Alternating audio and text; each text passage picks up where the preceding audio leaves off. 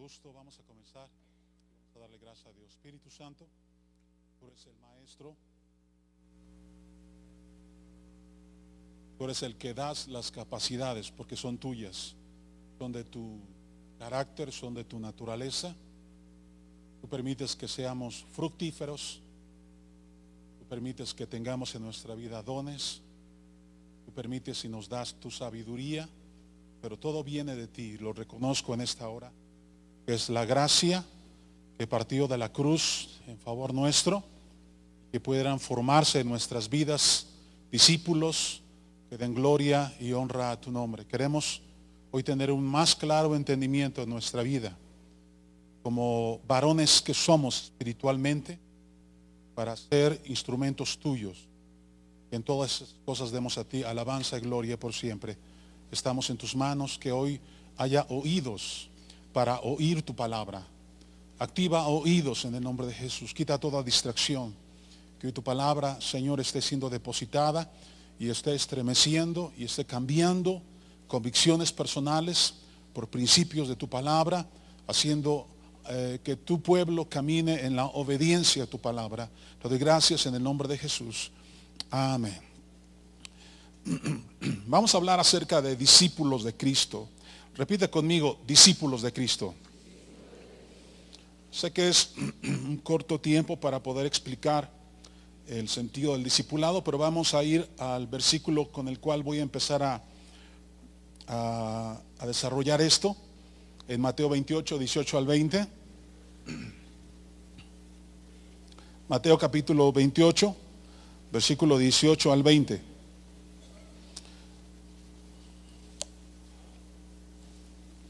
Dice así, que Jesús se acercó y entonces les habló. Recuerde que siempre cuando Jesús habla algo, o dice la Escritura que Jesús habla, es porque va a decir algo que no se conocía, algo que por primera vez se va a destapar en el mundo. Son palabras frescas de la presencia y del corazón de Jesucristo para quienes son en ese tiempo sus discípulos. Y les da algo que ellos solamente recibieron. Esta expresión es para sus discípulos y es para todos aquellos que somos o queremos ser discípulos de Jesús. Dice, toda autoridad o toda potestad me es dada, tanto en el cielo o en la tierra. Dice, por lo tanto o por lo mismo, vayan y hagan discípulos a todas las naciones, dice, bautizándolos en el nombre del Padre y del Hijo y del Espíritu Santo, enseñándoles que guarden todas las cosas que les he mandado, y aquí yo estoy con ustedes, dice, todos los días hasta el fin del mundo. La Escritura nos enseña acerca de que hay una base fundamental de la formación del discipulado. Recuerdo la primera organización cristiana en la cual Dios nos permitió servir a mi esposa y a mí por casi 20 años. Recuerdo que en esa organización el fundador de ella, poco antes de morir, en su última conferencia dijo estas palabras más o menos. Dice, me da gusto saber cómo la gracia de Dios nos ha usado para que la obra se extendiera. En ese tiempo la organización se había extendido en todo México y gran parte del extranjero. Y él decía, solamente lamento una cosa. Dice, que no haya yo formado un solo discípulo. En ese tiempo yo no entendía por qué él había dicho eso. Hace poco, hace casi un año, uno de los pastores de una de las 3 congregaciones más grandes en Estados Unidos dijo lo siguiente. Wow, dice, somos viles. Y él dice, ¿cuántos dan gracias a Dios? Y toda la gente dijo en ese momento que pues daban gracias a Dios. Dice, pero no hay ningún solo discípulo. Y entonces se enmudeció. Porque a veces nosotros pensamos eso, que un miembro es un discípulo, pero no es así. El que tú seas miembro de una congregación no nos hace discípulos de Jesús. Porque eso es algo personal. Es algo de lo cual nosotros decidimos hacerlo, porque aunque es algo que Dios nos guía a hacerlo, es algo que nosotros decidimos hacerlo. Nadie te puede llamar discípulo no siendo un discípulo. Realmente la palabra literalmente discípulo apareció hasta la nueva versión hasta la versión de Reina Valera en 1960. Las versiones, por ejemplo, la versión de 1468, la versión de 1862, la versión de 1906, son versiones que no tenían ni contenían la palabra discípulo, sino que la palabra discípulo apareció hasta la versión 60.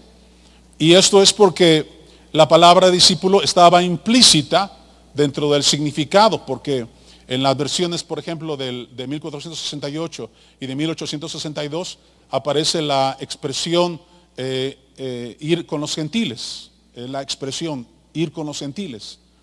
En 1906 habla acerca del mundo, pero en 1960, en la nueva revisión, se tomó que la traducción práctica para poder resumir esa frase era que toda la gente que pudiera creer en la fe en Jesucristo debería ser un discípulo. Entonces estaba impreso, aunque no literalmente estaba esa palabra como originalmente bíblica, pero naturalmente estaba la enseñanza de que Dios estaba formando discípulos. Cuando Jesucristo llama a sus 12 discípulos, llama a 12 discípulos no porque fueran 12 personas solamente las que pudiera llamar, sino porque eran 12 las que él requería, porque el número 12 es un número que habla acerca del discipulado. Siempre que en el Nuevo Testamento exista, como lo que acaba de leer John, acerca de las 12 canastas, habla acerca de discípulos, habla del discipulado, habla de la obra de recolección, de la obra que ellos hacen. Cuando ellos recolectan las canastas, están hablando acerca de la función del discípulo. La función del discípulo es tomar aquello que se ha multiplicado y el Padre y Jesucristo lo está dando en sus manos para que ellos sean responsables de aquello que se multiplicó como un milagro divino. En 2 Timoteo 3, 16 al 17 solamente quiero hacer una pequeña referencia en cuanto a lo que es la cuadratura del discipulado. En esta primera parte de esta conferencia quiero tratar brevemente sobre los principios y luego me voy a ir hacia lo que es el aspecto práctico, basándome en la vida de Pedro, un suceso en la vida de Pedro. Pero 2 Timoteo 3, 16 al 17 nos habla acerca de la cuadratura del discipulado. O sea, ¿cómo es que se forman discípulos? Dice que la Escritura está hablando acerca de las tres partes fundamentales de lo que era el Antiguo Testamento. Se dividía en lo que era el Pentateuco, en lo que eran los profetas y en lo que se llamaban los escritos. En las tres partes, se refiere a estas tres partes, a las tres partes a las cuales se les llamaba en ese tiempo las escrituras: Pentateuco, proféticos y los libros que se llamaban los escritos. Dice, toda la escritura, dice, es inspirada por el Señor. Y entonces vamos a ver cómo es que es la formación de un discípulo. Dice, y útil para algo. Dice, en primer lugar, para enseñar. Entonces, cuando una persona quiere ser discípulo, es una persona enseñable. Y nosotros enseñamos la palabra para que las personas sean redargüidas. Nadie puede ser redargüido sino a través de la enseñanza. Nadie puede hacer la obra de la palabra de Dios si no es a través de la enseñanza de la palabra de Dios. Cuando yo enseño la palabra de Dios, entonces hay un producto en ello que se llama el redargüimiento. Esto significa que yo empiezo a darme cuenta que yo estoy viviendo de una forma equivocada y estoy entendiendo que yo debo de cambiar mi forma de pensar y mi forma de vivir. Y entonces cuando la palabra de Dios me enseña, yo empiezo a ser redargüido para empezar a tomar decisiones importantes en mi vida, de esas decisiones que van a cambiar todo el contexto de mi vida, todo lo que yo he aprendido, todo lo que me han enseñado mis ancestros, lo que heredé de parte de mis bisabuelos, abuelos, todo eso empieza a cambiar porque la enseñanza de la palabra de Dios empieza a traer redargüimiento. Nos damos cuenta, sale a flote aquello que es verdad y también sale a flote aquello que es mentira. Y entonces al yo ser redargüido, al yo ser preparado por la enseñanza de la palabra de Dios, entonces yo empiezo a tomar en mi vida decisiones. Nadie toma decisiones correctas en el Señor si primeramente no somos redargüidos por la palabra de Dios. El testimonio de ninguna persona nos puede redarguir. Lo único que redarguye es la palabra de Dios. Dios. La enseñanza de la palabra de Dios es útil en primer lugar para que sea enseñada. Pero cuando nosotros la enseñamos toda, tal como Jesucristo dijo que debería ser, toda la enseñanza de la Escritura, entonces empieza a ver en mi vida ese redargüimiento. Cuando alguien es redargüido, dice el versículo número 16 del capítulo 3 de 2 Timoteo, entonces es corregido. Empezamos a corregir cosas que de otra manera no se hubieran podido corregir. Repito, la palabra de Dios me enseña, el Señor me enseña, y el Señor me enseña para yo ser redargüido. Esto quiere decir para que mi vida se esté dando cuenta que hay cosas que están mal. Y entonces, al yo ser redargüido, lo que empiezo a hacer es ser corregido. Esto quiere decir ser perfeccionado de acuerdo a los propósitos de Dios. Somos redargüidos nosotros para que nosotros tomemos las decisiones a través de las cuales Dios quiere que nosotros aprendamos. Por eso es que se va formando en nuestra vida un discípulo. Un discípulo no se forma en ningún lugar.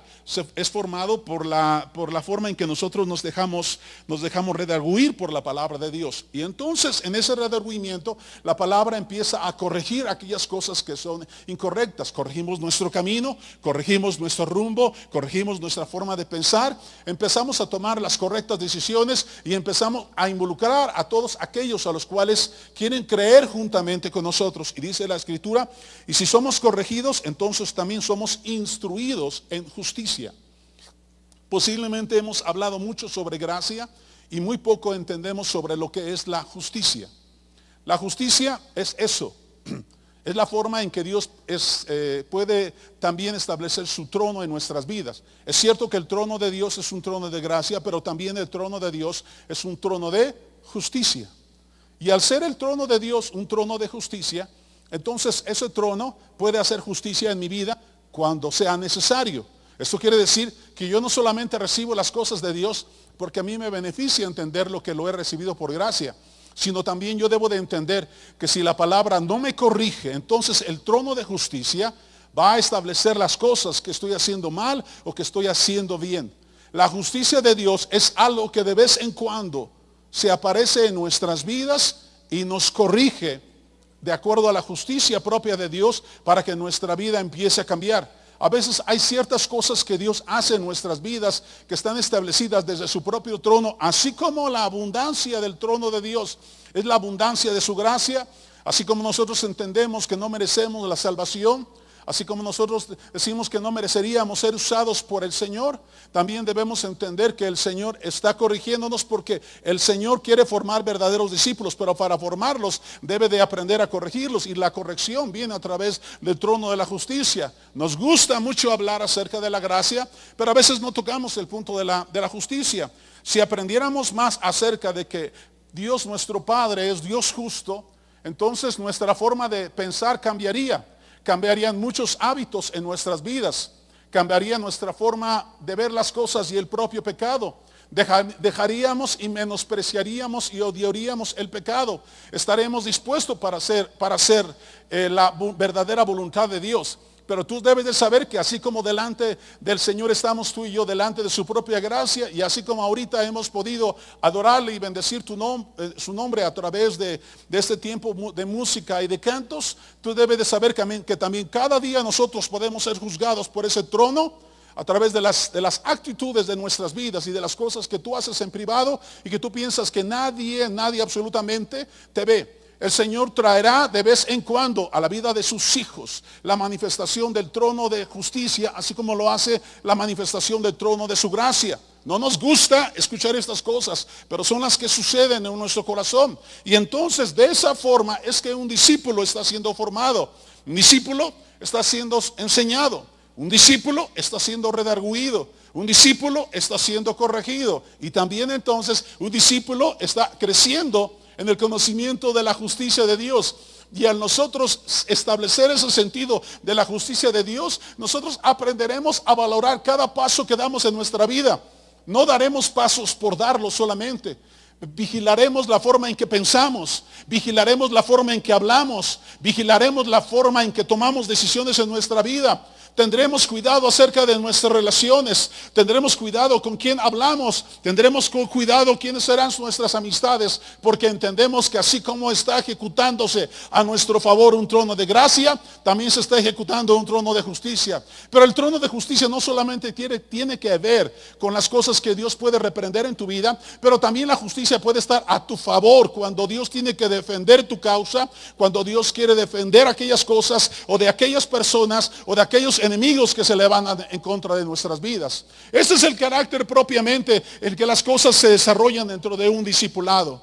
Y si tú y yo no aprendemos estos principios y no los repasamos en nuestra vida, en nuestros días, yo te invito que después de esta conferencia tú puedas leer esto en tu casa y tú puedas meditar en tu espíritu y tú puedas decirle al Espíritu Santo, esto que se me ha enseñado, quiero que tú lo hables a mi corazón, quiero que tú lo enseñes a mi espíritu, quiero que tú lo traigas a mi vida, quiero que lo traigas a mis pensamientos, deposítalo aquí en mi vida, quiero ser enseñado, pero también ser redarguido por tu palabra, no quiero menospreciar la verdad de tu palabra, quiero que tu palabra me corrija en las cosas que deben ser corregidos, quiero que tu palabra se ejecute en verdadera justicia, no quiero que la justicia venga en contra de mí, sino venga a mi favor. De esa forma es que el carácter de un discípulo se va formando día a día cuando somos confrontados con su palabra. Dale un aplauso al Señor.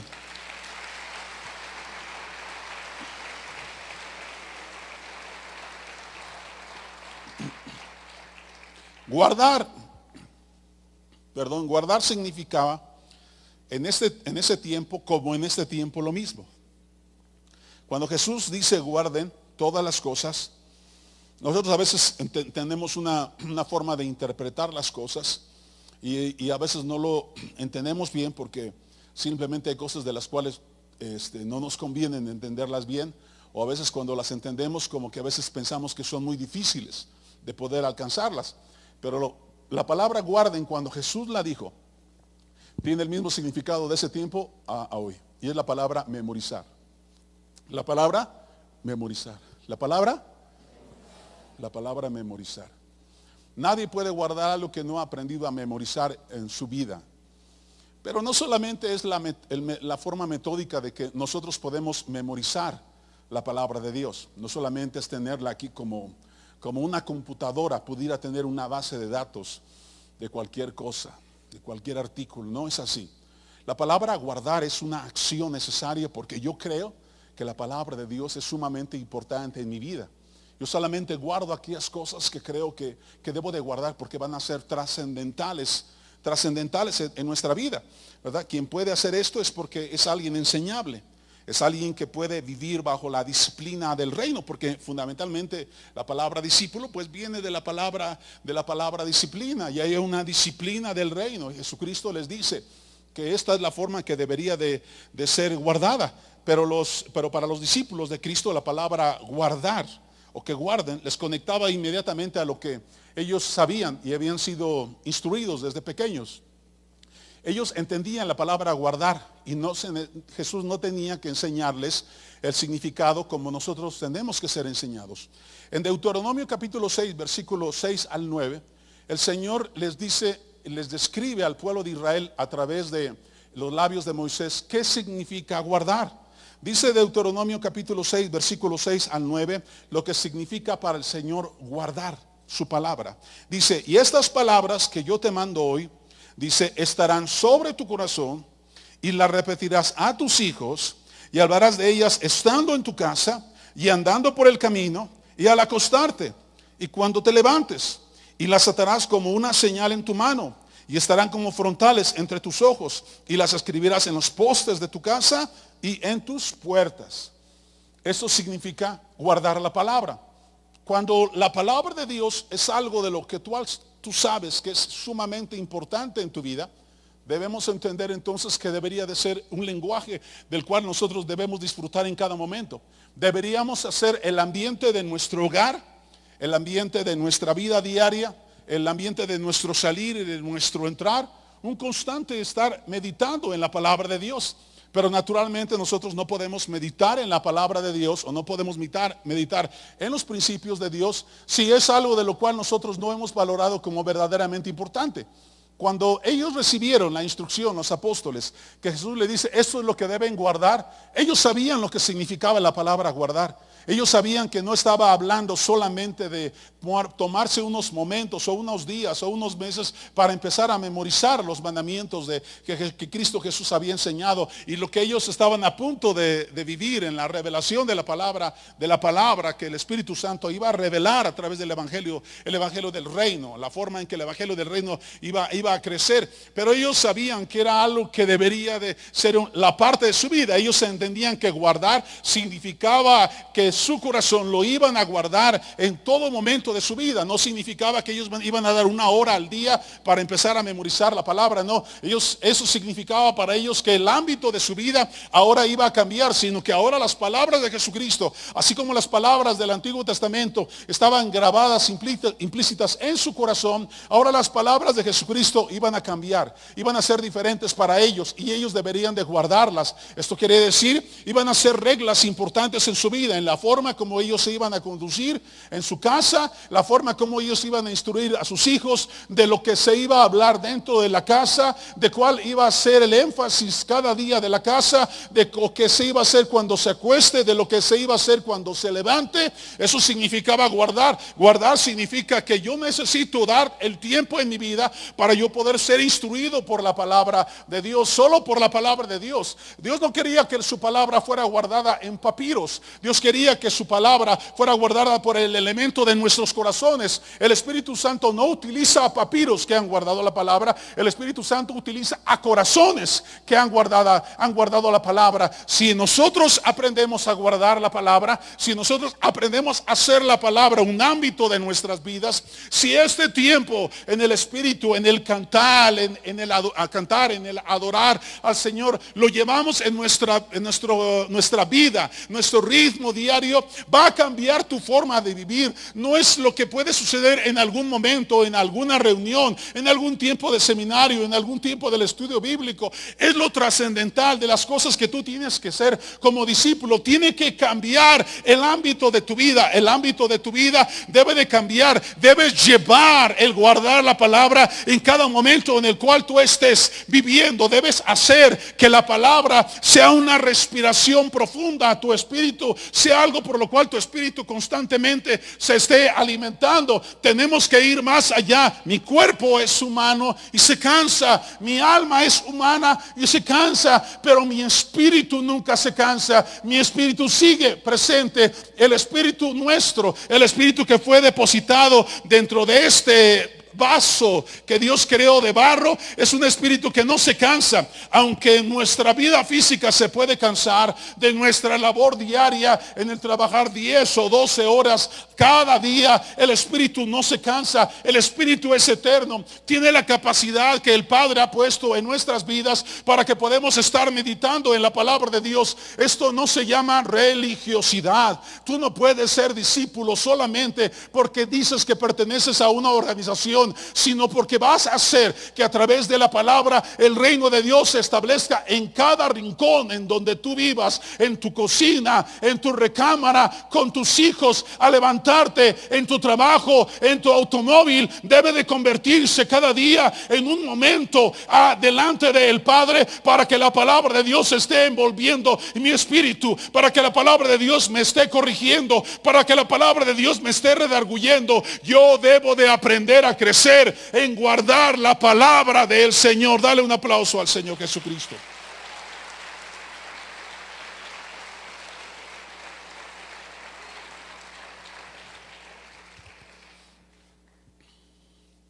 Si no eres discípulo, entonces no tienes fe para compartir, porque solo los discípulos pueden compartir la fe. La fe nace de la palabra. La fe no nace de un testimonio. Los testimonios son buenos, pero no producen fe. El ejercicio de la palabra, la obediencia a la palabra, entonces hace crecer tu fe. Es cierto que nosotros tenemos un testimonio en la vida de lo que Dios ha hecho, pero eso es un testimonio de la palabra. Y ese testimonio me sirve a mí y te puede inspirar a ti, pero crecer en fe solo por la palabra. Di conmigo, solo por la palabra. Así es, solamente podemos crecer en fe por la palabra. Hay testimonios que nos bendicen y nos seguirán bendiciendo en su vida. A mí me gusta leer testimonios de personas de lo que han pasado en su vida. He conocido gente que han pasado cosas increíbles delante del Señor en su vida diaria. Testimonios de gente que ha sido restaurada en su forma de vivir, en las drogas y todo eso. Y eso edifica mi vida. Estoy hablando humanamente, pero no puede edificar mi espíritu. Lo único que puede edificar mi espíritu es la palabra de Dios. Y eso es algo de lo cual yo debo de tener el argumento diario en mi vida, como ya he explicado, que significa guardar. Guardar en nuestra vida significa esto. Yo agradezco mucho a la gente que se acerca con mi esposa y con un servidor queriendo aprender más de la palabra de Dios.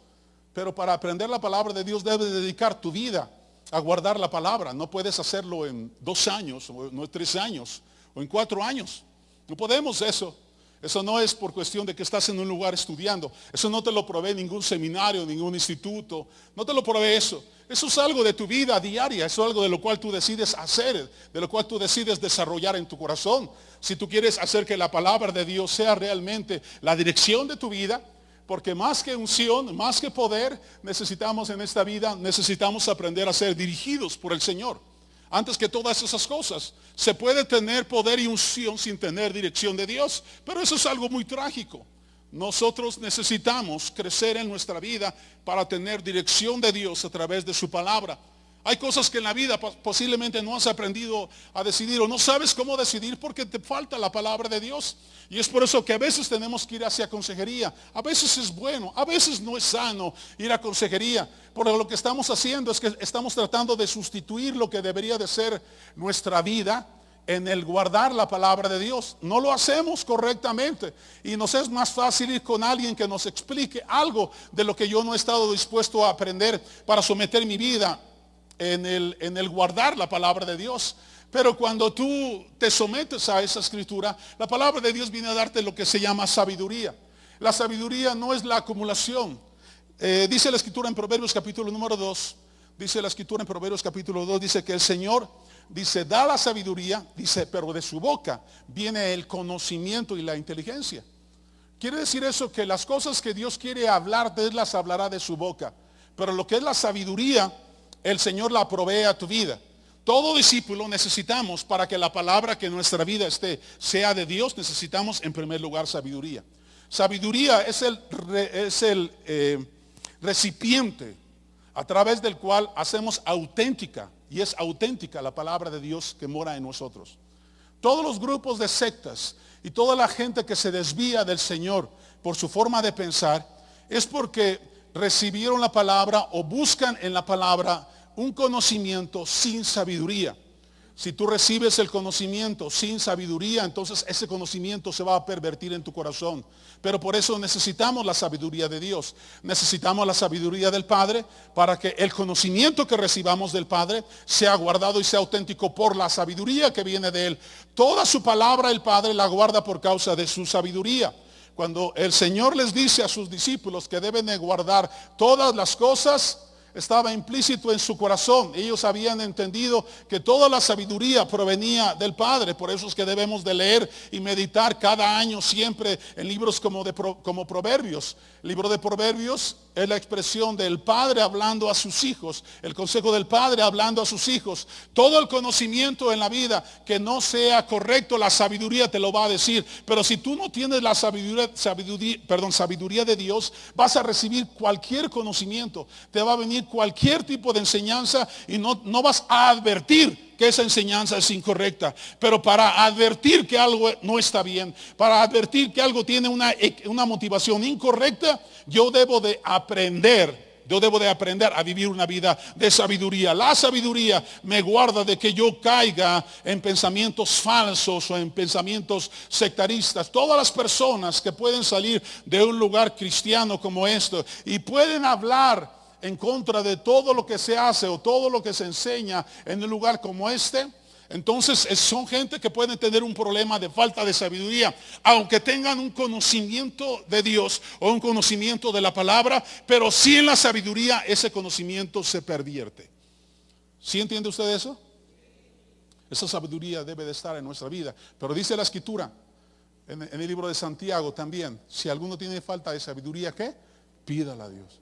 necesitamos sabiduría para saber y para exponer la palabra y para saber que lo que recibimos es verdaderamente de Dios, es solamente de Dios.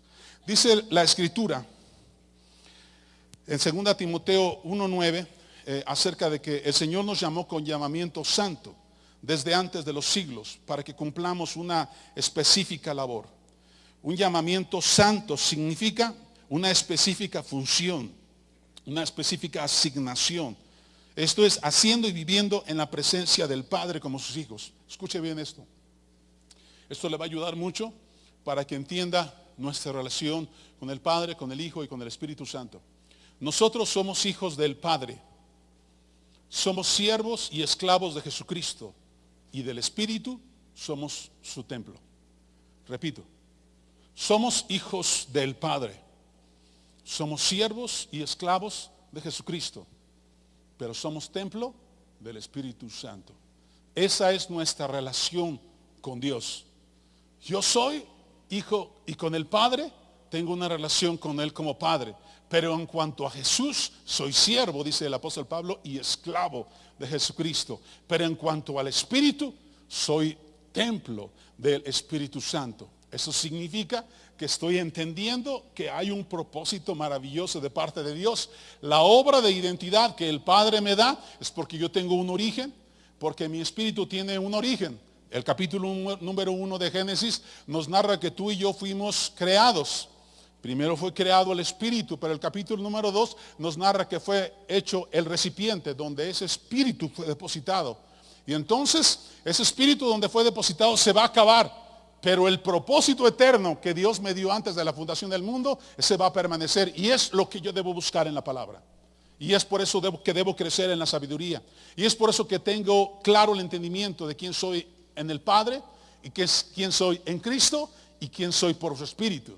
Por eso es que Cristo Jesús hablaba las cosas del Padre y también hablaba las palabras del Padre en cuanto a una función. Así como un templo. El templo tenía los elementos de templo. No solamente somos templo porque, por decirlo, a veces decimos que somos templo y no entendemos qué significa eso. Cuando decimos que somos templo del Espíritu, estamos diciendo es porque tenemos los elementos del templo. Porque en mi vida está la sal y porque soy la sal de la tierra y porque Dios dice acerca de que yo soy luz del mundo. Así como el templo tenía las lámparas. Así como el templo tenía las lámparas, entonces también mi templo tiene esa lámpara de Dios. Así como el templo tenía el pan, así como ese lugar santísimo tenía el pan, mi vida tiene el pan de vida que es de Dios. Yo no solamente soy templo porque digo que soy templo, sino porque tengo los elementos en mi corazón del templo. Y entonces me constituyo como templo. Yo no solamente digo que soy siervo de Jesucristo porque yo lo digo, sino porque verdaderamente soy un esclavo de hacer la voluntad de Jesucristo. Pero no solamente yo digo del Padre que soy su hijo por decirlo, sino porque vivo obedeciendo su palabra y vivo haciendo su voluntad. Esa es la parte más hermosa de entender el carácter propiamente del discípulo. Gracias a Dios, entonces somos por parte del Padre sus hijos llamados. Somos entonces por parte de Jesucristo sus siervos y esclavos. Y somos por su Espíritu templos que debemos dar a Él adoración verdadera.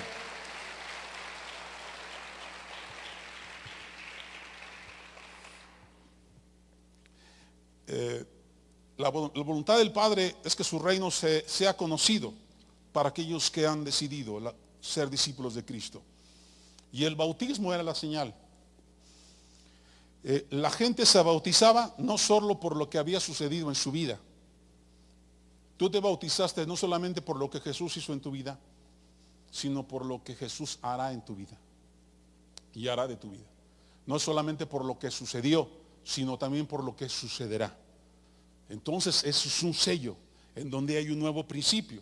Eso es una forma en decir, en donde expresamos, hay un nuevo nacimiento en nuestra vida, hay un nuevo nacimiento en nuestros corazones. Aceptamos a Jesucristo en nuestra vida, decidimos creer en Él, porque el punto no es la aceptación, sino creer su palabra. Yo nazco de nuevo cuando yo creo su palabra y empiezo a caminar en esa palabra y soy bautizado entonces. Y al ser bautizado, no solamente es por lo que en la cruz hizo Jesús, sino por lo que el Espíritu hará de mi vida. por la forma en que ese nuevo ser empezará a vivir de acuerdo a la voluntad del Padre. Entonces, nadie se bautiza para ser miembros de una congregación. Nadie se bautiza. Nos bautizamos por el compromiso que adquirimos de ser siervos de Jesús. Por el bautismo entonces adquirimos el compromiso de ser bautizados, porque entiendo que Dios es mi Padre, entonces que Jesucristo es mi Señor, yo soy su siervo y su esclavo, y de su Espíritu Santo, entonces yo soy su templo. Cuando yo entiendo eso, entonces soy bautizado. Cuando yo entiendo que soy hijo del Padre, siervo de Jesucristo y templo del Espíritu, entonces hay un compromiso que puedo sellar. Y entonces viene el bautismo en mi vida. Al venir ese bautismo en mi vida, entonces yo sé que las cosas van a ser diferentes. No solamente va a ser el testimonio de lo que yo voy a vivir en Jesús, de que voy a empezar a portar una Biblia debajo debajo de aquí. Solamente se me viene a la mente sobacos, pero no son sobacos, ¿verdad? Disculpa, axilas, gracias.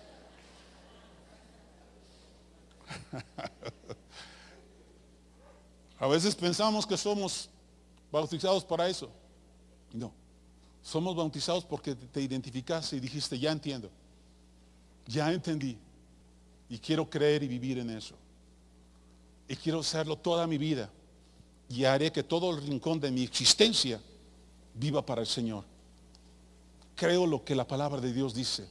Creo que lo que Cristo Jesús hizo en mi vida me va a cambiar y va a cambiar mis generaciones. Creo que el Espíritu Santo me hará de mi vida algo diferente. La palabra de Dios no está escrita. No es palabra de Dios porque está escrita, mejor dicho. La palabra no es palabra de Dios porque está escrita, sino porque fue hablada por Dios. Por eso es palabra de Dios. Y tiene que ser hablada primero a mi espíritu. No importa en qué materiales podamos seguir imprimiéndola. Pero la palabra de Dios no fue para guardarse en papel ni en computadora. Fue para guardarse en el único elemento que el Espíritu usa, y es mi corazón. Fue escrita de acuerdo a la perspectiva.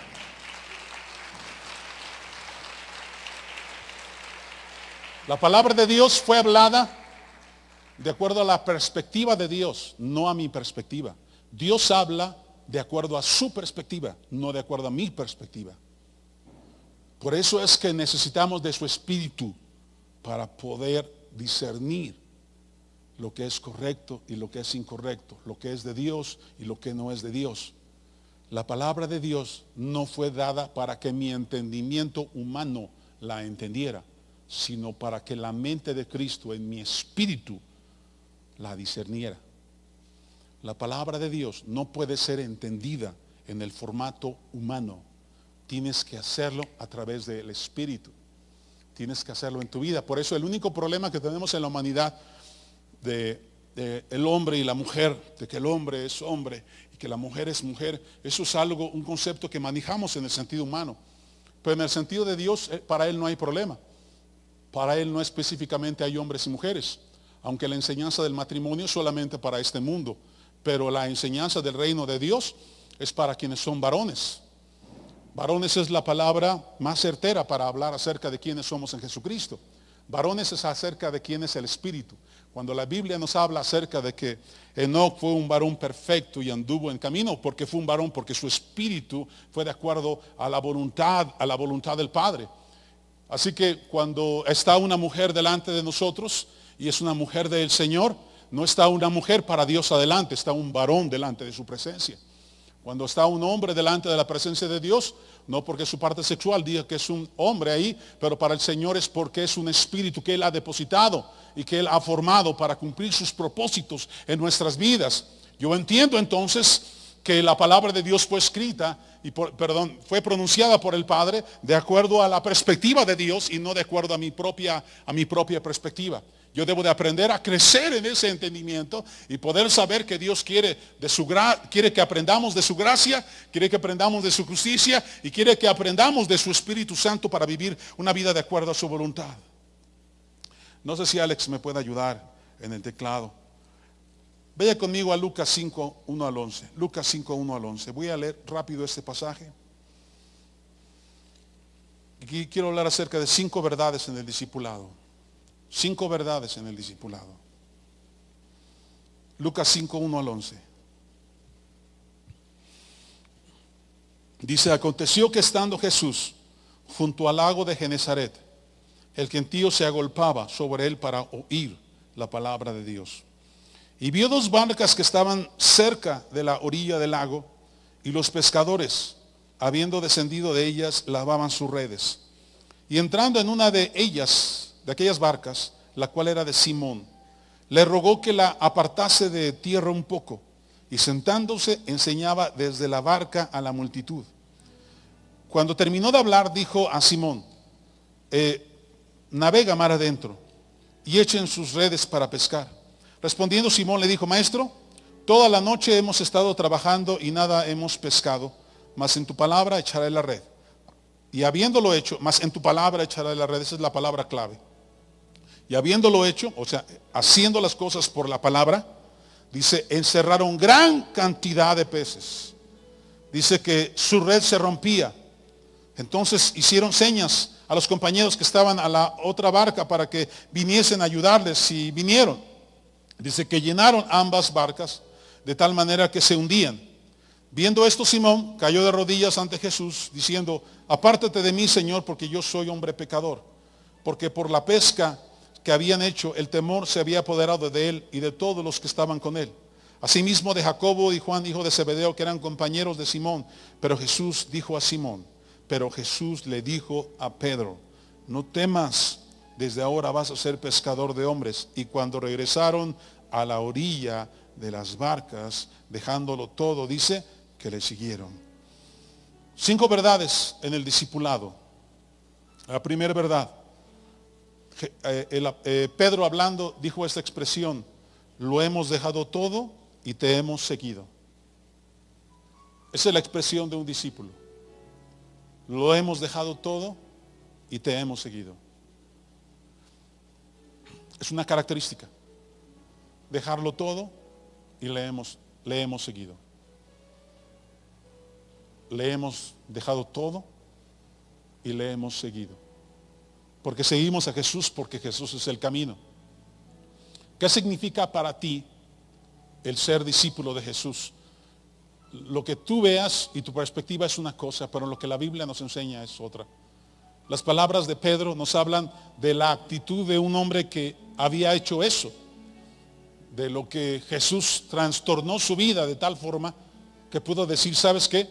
Hemos dejado todo y te hemos seguido a ti. Esa es la realidad de la cual estamos viviendo.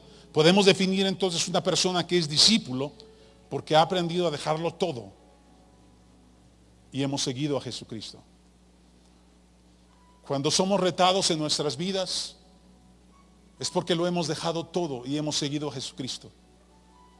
Cuando hay retos, como lo que va a suceder, cuando este lugar se termine de comprar, este mes de mayo es un mes muy importante. Tú sabes que este mes es un mes muy importante en la adquisición del lugar.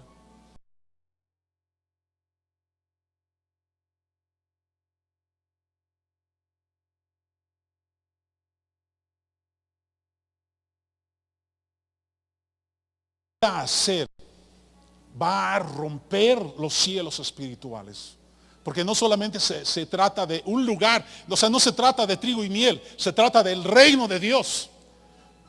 Y cuando se trata del reino de Dios, entonces se trata de que es que lo hemos dejado. Me siento como que he dejado a mi trabajo, estoy más pensando en la función, estoy pensando absorbido porque tengo algún compromiso que liquidar, porque sé que esto parece que está llevándonos, porque siento que a veces me he cansado. Llegó Pedro una ocasión y le dijo, pues la verdad es que resumiendo en mi vida, lo he dejado todo para seguirte. Si no me pidieras cuenta de mi mayordomía, Jesucristo, yo te diría, lo he dejado todo, te he seguido a ti. Esa es la cuenta de mayordomía que Pedro podría darle en ese momento a Jesucristo. Cuando se trata de lo que sucede en un lugar como esto, hay cosas que sucedieron en el pasado de gente que aquí pagó el precio que tú y yo no conocimos. Tal vez no has escuchado de esos siervos, Hay siervos de Dios que en esta ciudad murieron y creyentes que murieron por causa del evangelio. Tal vez en la historia tú no lo has escuchado. Tal vez tú lo puedes investigar y te darás cuenta que hubo gente que pagó el llevar la palabra de Dios en este lugar. Cuando mi esposa y yo llegamos en el año 88, 89 aquí a León, Guanajuato, todavía existía eso de que nos apedreaban de vez en cuando, de que los carros los carros eran golpeados con piedras porque sabíamos que éramos gente creyente. Todavía existía ese tipo de cosas. Nos dimos cuenta que debió haber sido muy difícil llevar esto, pero ahora estamos hablando de no unos metros cuadrados que vamos a adquirir, aunque propiamente los vamos a disfrutar. Estamos hablando de algo trascendental. Estamos hablando de que lo que nosotros sembremos en este lugar, la semilla que hagamos y que paguemos en este lugar, lo que paguemos cuando demos lo que hemos prometido para la adquisición de este lugar, va a ser una ofrenda que no solamente va a traer el beneficio para que más gente venga a Trigo y Miel, no solamente va a hacer eso, va a haber otras propiedades de otros lugares, de otras congregaciones en la ciudad y alrededor, que van a poder adquirir, que van a poder tener, que van a poder ir más hacia adelante. Vamos a escuchar lo que Dios va a hacer.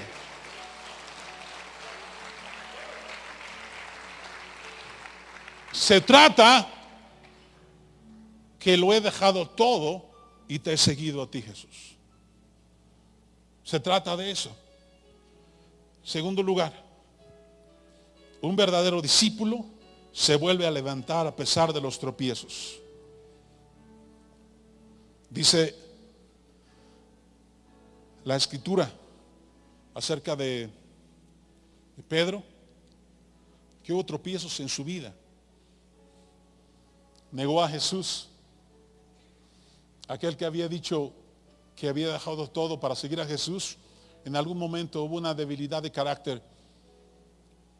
Pero los que somos discípulos de Cristo Jesús, un verdadero discípulo se vuelve a levantar a pesar de los tropiezos, tuyos o de otros. Debes de saber que la gente que estamos aquí, naturalmente, hablando humanamente, voy a utilizar la palabra, pero no bíblicamente, sino humanamente hablando, nadie es perfecto, pero sí Dios quiere que seamos perfectos. Porque si no, entonces hagamos como dice nuestro director, arranquemos esa página. 2 Timoteo 3:17, el versículo 17 después del versículo 16. Si debemos ser enseñados, corregidos, redarguidos, corregidos y llevados hacia la justicia de Dios, es para una cosa, para que crezcamos a la estatura de un varón perfecto. Eso lo dice Jesús, dijo que debemos nosotros ser perfectos. Y la palabra perfecto en griego es perfecto. Y a veces hemos dicho que es de madurez, sí, pero sí debemos llegar a una estatura espiritual. Y esa es la verdad. Pero para llegar a esa estatura espiritual, a veces cometemos errores en nuestras vidas, y muy trágicos. Posiblemente tú has conocido o has escuchado, y a pesar de eso has permanecido, y te felicito. He escuchado o sabido de gente que tal vez ha cometido errores graves en este lugar. ¿Sabes qué? Que si caemos, dice el apóstol Pablo, que si somos derribados, dice el apóstol, no somos destruidos. No somos destruidos. Verás que la gente con la cual tú empiezas a crecer falló de alguna forma en su vida. En cualquier forma. Pero ¿sabes para qué estamos los discípulos? Para levantarnos. Los discípulos del Señor nos levantamos de nuestras caídas. ¿Cuántos de los que estamos aquí como creyentes hemos fallado feo al Señor? Levante su mano. Yo levanto mi mano porque yo he fallado feo. ¿Sabes? Significa entonces que Dios ha sido bueno. Que así como Dios ha sido bueno contigo y como Dios ha sido bueno conmigo, entonces debemos aprender a entender que en medio de las dificultades y en medio de los errores de gente, los discípulos del Señor decimos, levántate y vamos hacia adelante. Por eso Jesús tuvo que ser levantado de entre los muertos. Si Jesús pudo ser levantado de entre los muertos, nosotros podemos ser levantados sobre cualquier circunstancia en nuestras vidas. Segundo lugar, entonces dijimos, un verdadero discípulo se vuelve a levantar a pesar de los tropiezos. Nadie estamos exentos de tropezar. Debemos levantarnos. En tercer lugar, un verdadero discípulo trabaja en unidad. Trabaja en unidad. Versículo número 7 dice, viendo esto Simón Pedro, observándolo, teniendo visión de esto, dice que cayó de rodillas ante el Señor Jesús cuando vio lo que había sucedido. Pero en versículo 7, entonces hicieron señas a los compañeros que estaban en la otra barca para que viniesen a ayudarles. Dice que vinieron, dice que juntos llenaron ambas barcas.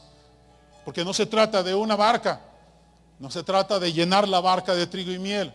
Se trata que en León, Guanajuato, el reino de Dios se ha establecido.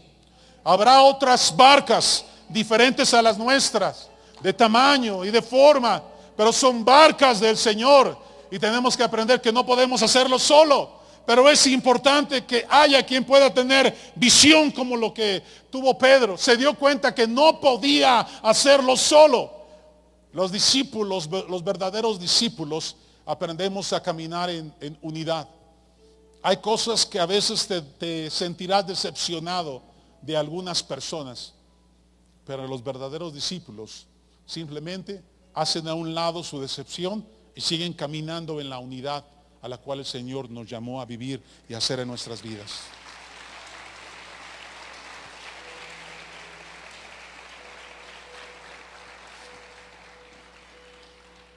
Solo discípulos entonces forman discípulos. Número 4. Solo discípulos forman discípulos. A través de trigo y miel, Dios me permitió brevemente conocer una vez, antes de que comenzara trigo y miel, a Felipe. Delgadito. Yo recuerdo a Felipe. Y recuerdo que trabajaba yo todavía en el Señor, en la otra organización cristiana. Y cuando lo conocí, recuerdo que estaba parado. Yo pensaba que era un gringo. Porque me habían dicho, hay una persona que te busca. Y entonces yo llegué a la oficina y yo viéndolo a él pensé que era un gringo y le iba a empezar a hablar en inglés, pero no, era de León, Guanajuato.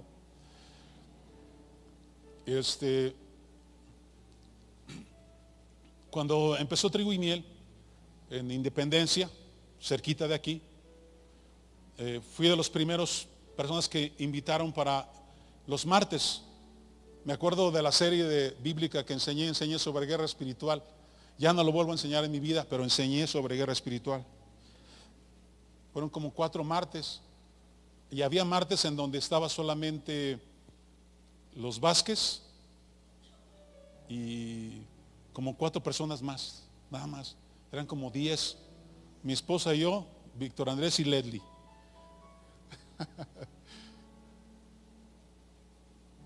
Era un choricito muy pequeño en Independencia.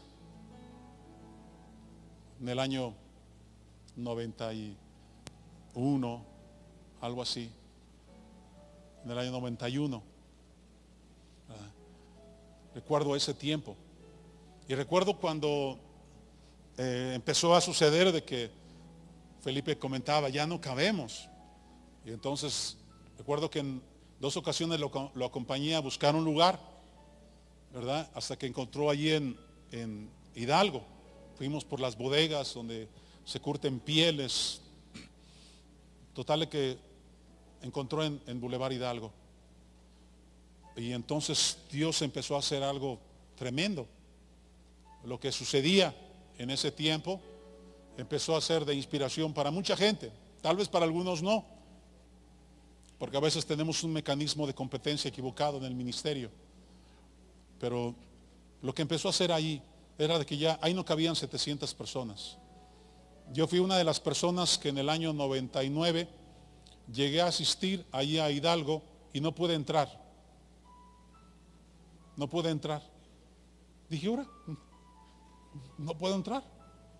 No se podía.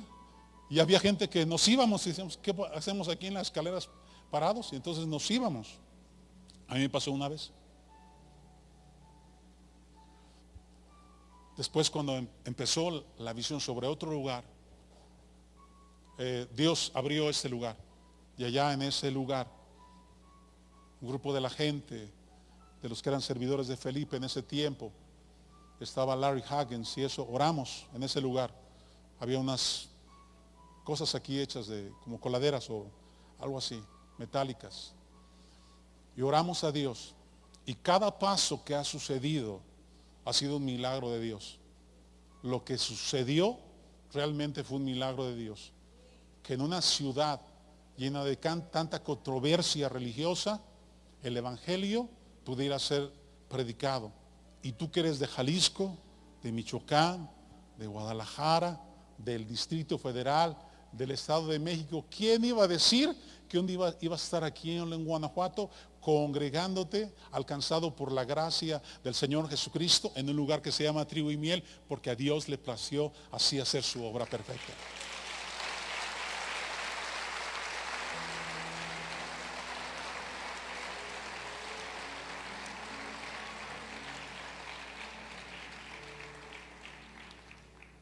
¿Cómo es que se puede perder esto? Voy a terminar. ¿Cómo es que se puede perder esto? No haciendo tu labor de discípulo. Así se pierde. No haciendo tu labor si no eres discípulo. Una cosa es que seas miembro y que vengas a Trigo y Miel. Pero otra cosa es que digas, yo soy discípulo de Jesucristo. Esa es una decisión tuya en tu corazón y en tu vida. Naturalmente, Dios te ha puesto en un lugar donde hay autoridades, donde vas a empezar a caminar en el discipulado, en las cosas que se hacen. Porque es que cuando se nos dice algo de ir hacia un lugar, hacia hacer algo diferente, no solamente invertir en la economía, como ahora que se fue a Cuba, no solamente podemos hacer eso en la obra misionera, en la gente que en otras naciones se sigue ganando o se sigue alcanzando para el Señor. Debes de saber que tú y yo somos parte de ello. Pero ¿por qué lo hacemos? Aunque a veces tu carne dice, es que ya siento que es mucho, es que siento que es demasiado. Es que es un ejercicio del discipulado en donde se te está forzando a hacer algo de lo cual antes no hacías, pero que la satisfacción no es algo que tú puedas ver en tu carne. Las verdaderas cosas de esta vida no te van a dar la satisfacción. Déjame decirte que lo más valioso en esta vida que puedas llegar a obtener, porque Dios te lo da, tiene el precio de una algarroba que comen los cerdos. Las verdaderas cosas que nos esperan, la verdadera bendición espiritual es la que el Señor ha sembrado en nuestro espíritu cuando tú y yo caminamos como eso, como discípulos de Cristo Jesús. Vamos a ponernos a nuestros pies, por favor.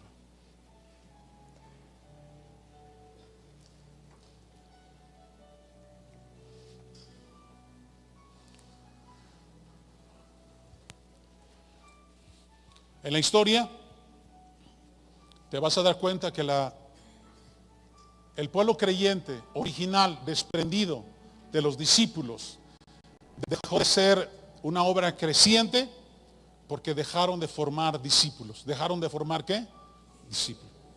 Empezaron a crecer, pero no a formar discípulos. Yo no sé cuántos de ustedes quieren ver esta obra de Trigo y Miel que siga floreciendo. Pero los miembros no hacen florecer las congregaciones, solo los discípulos. Dios no nos ve a ti como hombre y mujer, Dios nos ve como árboles, por eso es que quiere que demos fruto. Dios nos ve como árboles. La perspectiva de Dios en cuanto a mí y a ti es, Él nos ve como árboles. Y por eso quiere que demos fruto, y fruto en abundancia. Yo espero que tu corazón haya sido desafiado y tu espíritu haya sido desafiado para entender que un discípulo da cuentas de su vida. ¿Un discípulo qué? Da cuentas de su vida. Así es.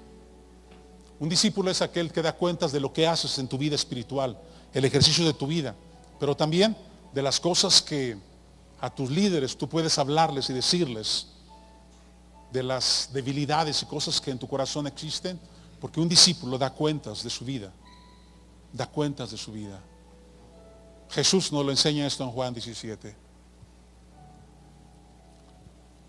Quisiera hoy invitar a aquellas personas que hoy vienen por primera ocasión, que queremos orar por ellas y no queremos que se vayan sin que nos den la oportunidad de poder orar por ustedes. Yo voy a invitar a todos aquellos que hoy vienen por primera ocasión, que pasen aquí adelante. No queremos que se vayan sin que nos den la oportunidad de orar por ustedes. Tal vez vienes por primera o segunda o tercera ocasión y no has pasado. Queremos orar por ustedes. Vengan adelante, por favor.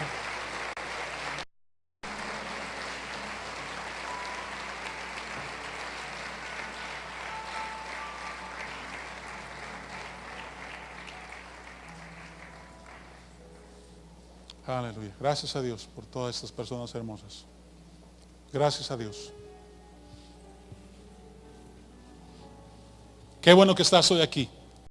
Qué bueno que estás. Hoy el compromiso es con Jesús. ¿Está bien? El compromiso es ¿con quién? Con Jesús. Es con Jesús. En esta hora queremos que hagas una oración con nosotros. Y queremos que hagas esta oración con nosotros, pero lo hagas con todo tu corazón. Y esas palabras que vamos a decir, se las digas a Jesús. Se las digas a Jesús. Yo te voy a invitar a que cierres tus ojos, por favor. Cierra tus ojos, ustedes que están aquí adelante. Cierren sus ojos. Cierren sus ojos. Y díganle al Señor en voz alta, y les ayudamos los demás, diciendo así: Señor Jesús, en este tiempo estoy reconociendo mi necesidad de ti.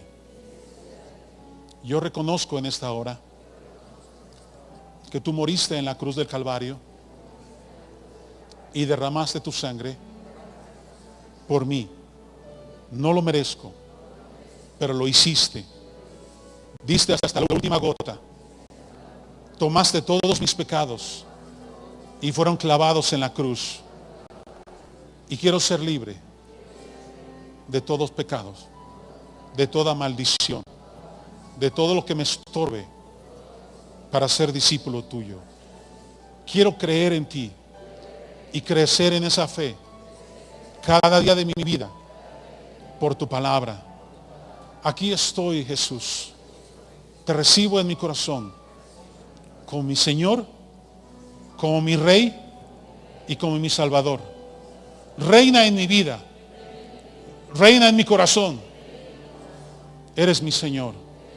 Te doy gracias por amarme. Amén. Van a preguntarle sus nombres y van a orar por ustedes. Vamos a orar por todos por ellos. ¿Qué les parece? Extienda su mano. Como discípulo del Señor que usted es, extienda su mano y bendígales.